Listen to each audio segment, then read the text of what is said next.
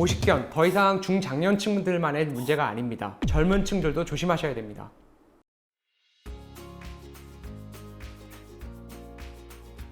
안녕하십니까. 연세하나병원 정형외과 전문의 민경준입니다.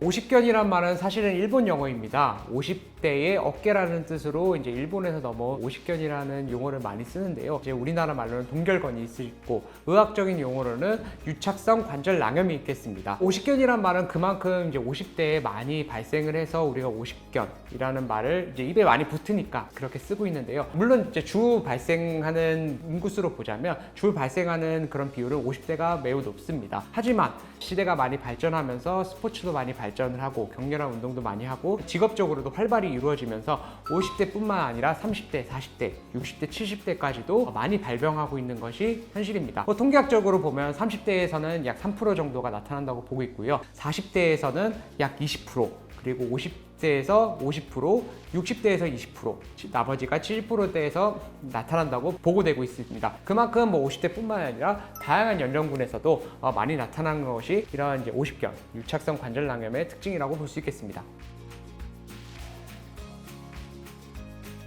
오십견의 원리에 대해서 설명을 드리면요. 오십견이 물론 이제 어깨가 굳는 질환이라고 많이들 알고 계실 겁니다. 하지만 환자분들이 대부분 어디가 굳는 건지, 나는 오십견이라고 들었는데 어디가 그런 병인 건지 알지 못하는 경우가 많습니다. 오십견의 정식 진단명은 아까 전에 제가 말씀드렸다시피 유착성 관절낭염이라고 말씀드렸는데요. 관절낭, 즉 관절막에 대해서 염증이 침착되는 것이 이런 오십견의 병의 원인입니다. 이제 그 오십견은 관절막에 우리가 염증이 침착이 되면서 이게 계속해서 염증 때문에 통증이 있다가 시간이 오래되면 이게 섬유질화, 즉 이제 딱딱해지고 두꺼워지면서 관절막이라고 하는 것이 계속해서 두꺼워지는 것이 특징입니다. 보통은 저희가 관절막은 한 1mm 정도 내외라고 봅니다. 그런 1mm 정도 내외되는 관절막이 서서히 두꺼워지면서 이것이 정말 심하신 분들 보면 이제 5mm 정도까지 두꺼워지시는 분들도 있는데, 이렇게 이제 관절막이 두꺼워지고 이제 단단해지고 점점 이제 굳어지는 게 그런 오십견의 병의 원리라고 볼 수 있겠습니다.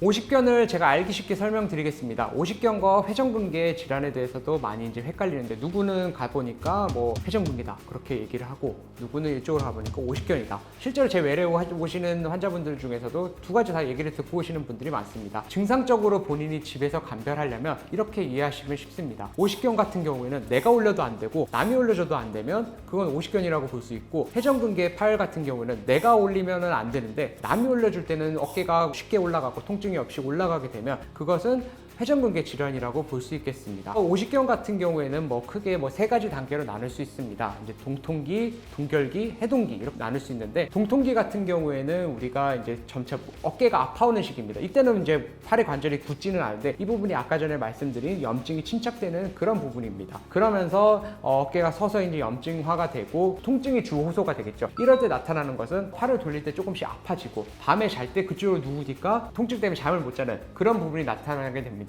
그리고 동결기로 들어가게 되면 그때부터는 이제 팔이 안 움직이기 시작합니다. 팔을 어느 정도 각도로 올렸을 때 통증 때문에 못 움직이고, 물론 이제 통증도 가장 심해지는 시기가 이런 부분입니다. 이게 나중에 시간이 지나면서 해동기가 되는 경우에는 통증은 어느 정도 가라앉고 이때부터는 좀 살만하다고 느끼게 됩니다. 살만하다고 느끼게 되지만 어느 정도 각도의 제한이 있는, 즉 우리가 팔을 이렇게 올리지만 나중에 보니까 팔을 올리려고 하니까 어깨가 같이 올라가는 이런 부분을 보일 때 이런 것이 이제 해동기의 특징이라고 볼 수 있겠고, 그러면서 이제 서서히 이제 병은 자연 치유는 어느 정도 되지만 증상은 남아있는 그런 양상을 보이고 있습니다.